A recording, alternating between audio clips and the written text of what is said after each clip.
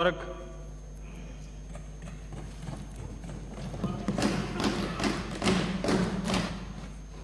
ये बीमारी गंभीर होती और ये वायरस क्या इसकी जानकारी सरकार को नहीं होती ना,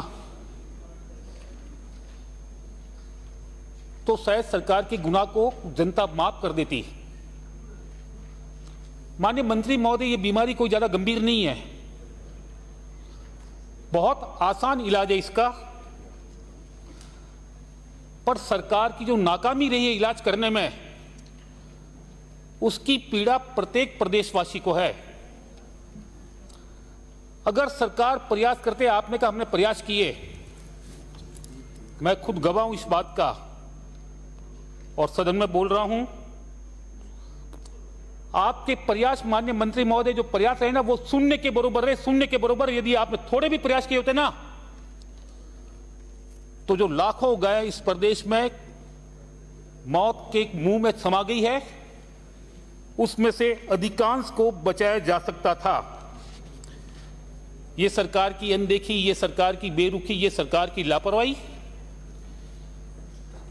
इन गायों की मौत के लिए सीधी सीधी जिम्मेवार है। इस गुनाह से सरकार को कभी माफ नहीं किया जा सकता। और माननीय सभापति महोदय, कैसे हालात पैदा हो गए, जहां जाओ गायों की लाशों के ढेर आपको मिल जाएंगे। और आज से 5 या 6 दिन पहले, आज की बात रजत शर्मा के साथ आपने रात को देखा होगा, 25 मिनट का पूरा टीवी प्रोग्राम, जो मुख्य सड़कें हैं वहां एक नहीं सैकड़ों गायों के चित्र उसने टीवी के जरिए देश के बाद में आपका टीकाकरण अभियान चलाया नहीं जा सकता, ये आपको पता है, क्योंकि आपकी खुद की गाइडलाइन थी कि अगर किसी क्षेत्र में एक भी गाय के अंदर ये वायरस आ गया तो 5 किलोमीटर के दायरे में यदि टीकाकरण किया गया तो इस बीमारी को वो टीकाकरण उल्टा बढ़ावा देगा, उससे बीमारी घटेगी नहीं। और आपको फोकस करना था गाय के इलाज पर। कमी रहेगी आपकी, हो सकता है उस समय आपके पास संसाधन नहीं थे, बाद में आपने लगाए, चिकित्सा कर्मी लगाए आपने, पर कब लगाए? जब ये वायरस चला गया प्रदेश से, उसके बाद में पोस्टिंग दी आपने। माननीय मंत्री महोदय, यदि आपके पास इतने संसाधन नहीं थे तो गाय के प्रति सबके मन में इतनी आस्था श्रद्धा है, अगर आप गौशालाओं वालों से अगर आप अपील करते तो शायद दवाइयों के अंबार लगा देते वो। और आपको यह भी पता है कि दवा की भी कहीं कमी नहीं थी, दवा भी मार्केट में पर्याप्त मात्रा में उपलब्ध थी, जितनी दवा चाहो उतनी आसानी से बाजार में मिल रही थी। अगर आप गौ सेवक है ना, उनकी मीटिंगें बुलवा देते और उनके माध्यम से कि गांव गांव में बीमारी फैल रही है, प्रत्येक चिकित्सा कर्मी का गांव गांव में हर पशु के पास पहुंचना इतनी गंभीर बीमारी के दौरान संभव नहीं है, तो आप भी मदद करो। वो गौ सेवक और गौशाला वाले मिल जाते ना आपके साथ,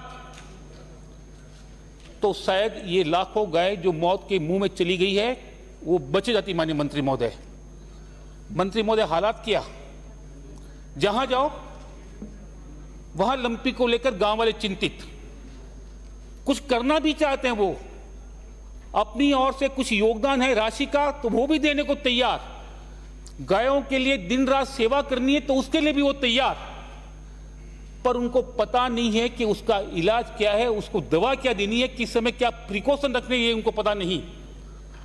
और ये आप आसानी से, जिस प्रकार कोरोना के दौरान माननीय यशस्वी प्रधानमंत्री जी ने देश की जनता के सामने 1 बार नहीं, 2 बार नहीं, 3 बार अलग अलग गाइडलाइन जारी की, वैसी ही गाइडलाइन आपका विभाग अगर जारी कर देता ना, तो शायद वो जो गौ सेवक है और जो ये गौशालाएं चलाते हैं उनके संचालक हैं, वो अपनी ओर से इसमें योगदान देकर आपके इस काम को बहुत आसान कर देते।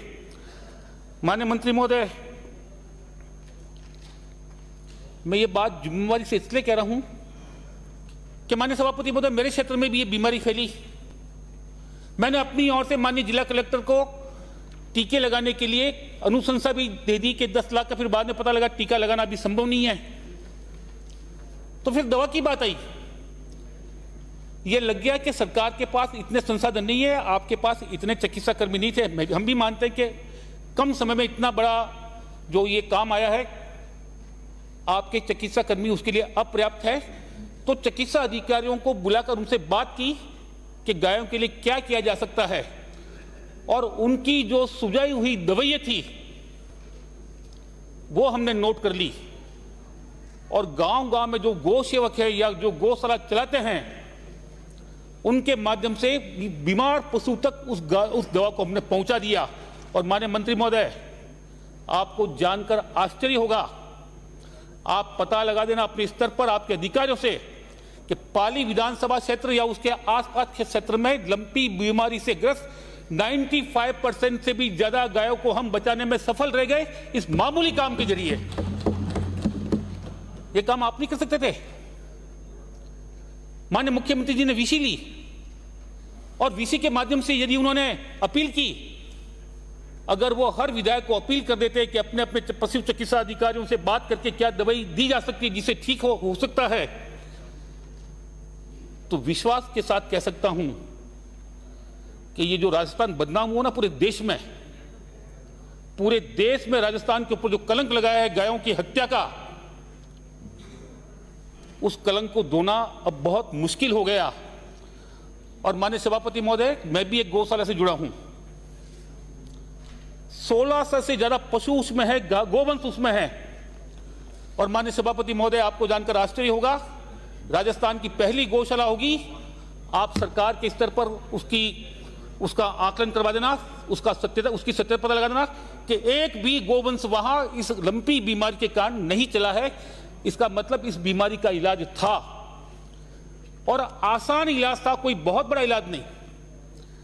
पर हम आसान काम को भी कर नहीं सके, और हमारी नाकामी को हम यह संसद सदन में कहते हैं कि हमने ये किया वो किया।